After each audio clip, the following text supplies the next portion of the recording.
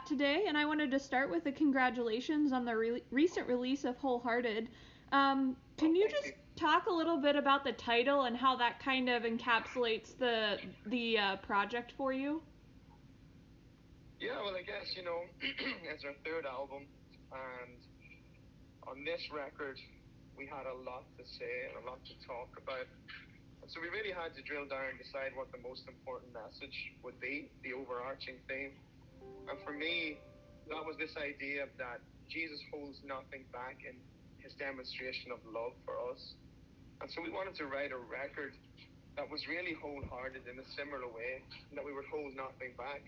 So we would tell truth about the beautiful things, truth about the ugly things, truth about doubt, fear, anxiety, and shame, and also just recognize the great sense of joy and hope and possibility and purpose that we have in Jesus. So it's a pretty 360 view of our experience and walk with Jesus during these past couple of years. Absolutely. I'm curious, since you were part of the co-writing, if there's a lyric that stands out for you on any of the tracks that you think the world most needs to hear now, maybe not when you were writing it as much, or maybe it was, but now that it's out there in the world. Yeah, well, there's a lyric on a song called Holding On. It's one of those deep album cuts, but it's one of my favorite on the record. And it just says, there's a reason for living. Stick around and you'll see. Yeah, it's a tough season, but loss still has meaning. There's fruit on that tree, so I'll keep on holding on. And it's just a song that we wrote with a friend of ours who had lost his child. We wanted to write a song for people who were just wrestling continuously with heartache. I just encourage them that sometimes all you can do is hold on and just wait. And I think that line really speaks to me, and our hope is that it will keep many people alive who are wrestling with mental health issues, anxiety, depression, suicide, because those people need an opportunity to have their voices heard and to realize that sometimes all they can do is just hold on. Absolutely, that's a great message. So this album, it's marked by a few guest artists to join you on the tracks, and then there was also many co-writing collaborations. You mentioned the one already. How do you think that enhances the sound and overall quality of this third album? Yeah, I think it's just better when you do things together. A lot of the times we think that we have all the ideas, all the solutions. And I think conversations are a really important part of writing a record. So one of the main goals of this band is to start conversations about Jesus. And I think to do that best, we need to have conversations with those around us. So that's how the songwriting, is improved upon by having multiple people involved. But as far as the features, there's a couple of guys that we really felt would just sit perfectly on two of the songs, and one of those is God You Are. And we really wanted a worship leader who we trust, who has incredible integrity, and who has a voice that's also gritty, manly, strong, to sing on it too. And it's a strange phrase to say that, but I recognize that within the church, a lot of our music tends to be quite tender, and sometimes men can feel like they don't have a voice within the worship song movement. And so I wanted to continue writing a worship song that I felt like men could sing together. Not just men and women, but that voice needed to have a similar timbre to mine and similar intensity. And so Josh Baldwin brings that perfectly. And then on Come What May, which has really been such an incredible thing watching that song travel across the world already. We wanted Corey Osbury to sing on it, because Corey brings this self-deprecating humor, a humility, a lack of taking himself too serious, which I also have, and I just wanted to share his voice on that song. Sometimes Holy Spirit just puts things together. I would say Holy Spirit always puts things together. And so he really brought Corey into the picture. Delighted both those guys are features on it. I think they've made it such a better record for having them there. Yeah, those two are two of the great tracks. How are you looking to define success for this collection in particular? Then, I mean, you've mentioned about starting conversations and that being kind of like the overall goal, but what does the goal for this particular record look like? I think fruit.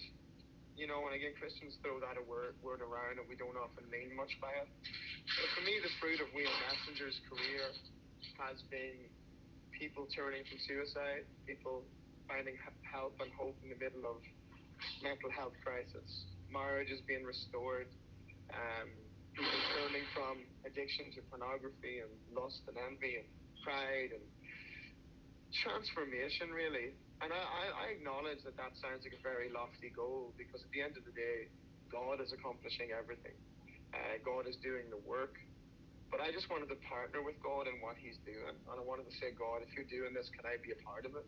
And so our role is simply just to bring melody and lyric into what Holy Spirit is already doing. And so success for us will be seeing that achieve the kind of fruit I've spoken about.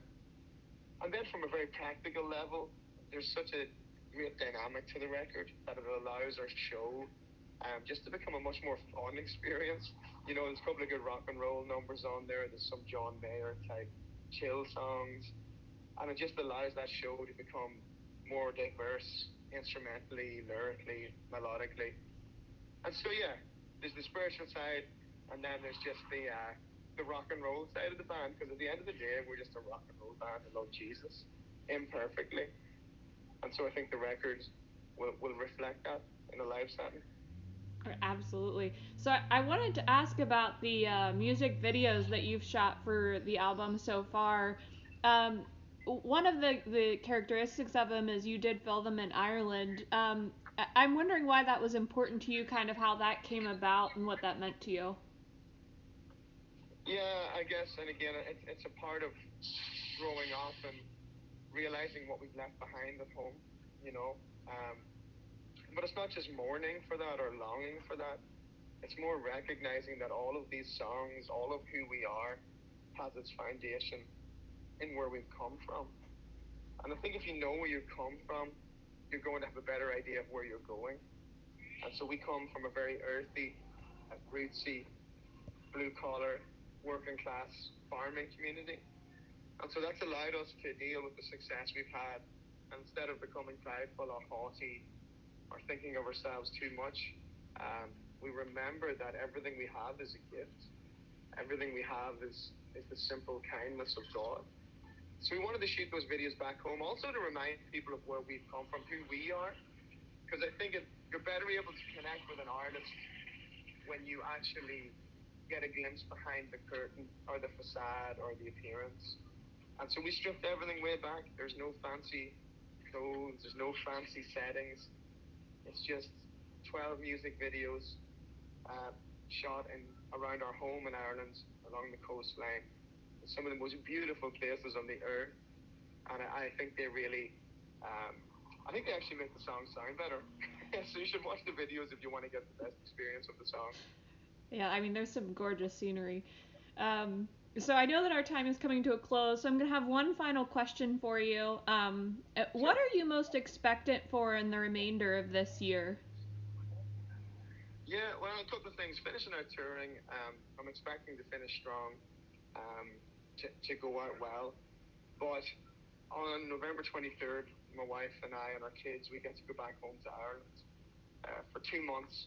We're going to take 2 months at our wee cottage over there. Just do simple things.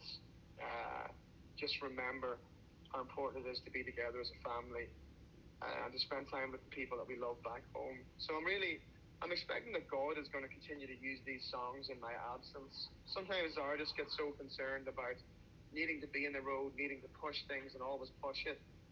But what I've seen with this record is me taking my hands off the pushing side of things has allowed God to make this our most successful launch of a record we've ever had. And it's beautiful. We just realized we had 30 million streams by week 1 of the record. And you can't make that up. I'm a wee man from a farming community of 60 people. how do you get here? You only get here because of the goodness of God, because of a few yeses, and limiting the amount of no's that I've said to him over the years. That's fantastic. Again, Darren, I just want to thank you for being willing to chat today, and we wish you the best with the continued rest of the year plans for you. Well, thank you. Thanks for all the support, too, for always being there for us. We appreciate you, Jesse. Cheers.